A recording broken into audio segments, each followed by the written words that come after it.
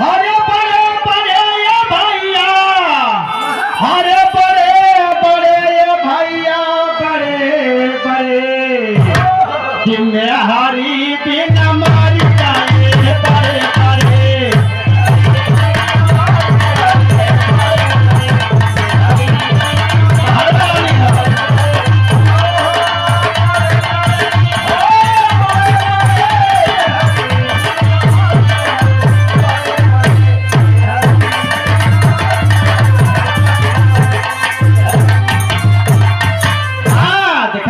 से लचावत है मेहरी बिना मर गए बड़े बड़े चाचा फरमाइश रही हमारे प्रमोद चाचा के तो का कहला मजे पहले लाइन के मरल हो।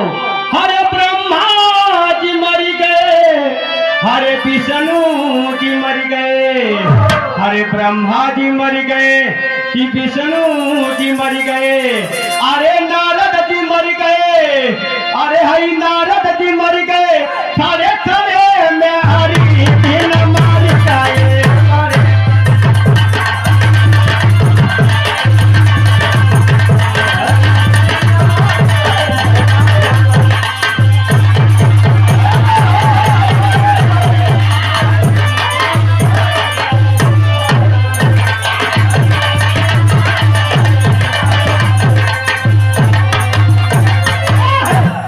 और बोला ऐसा गरीब हुई हमारे, लेकिन एक मतलब के मरल, एक कलजी में के मरल हो।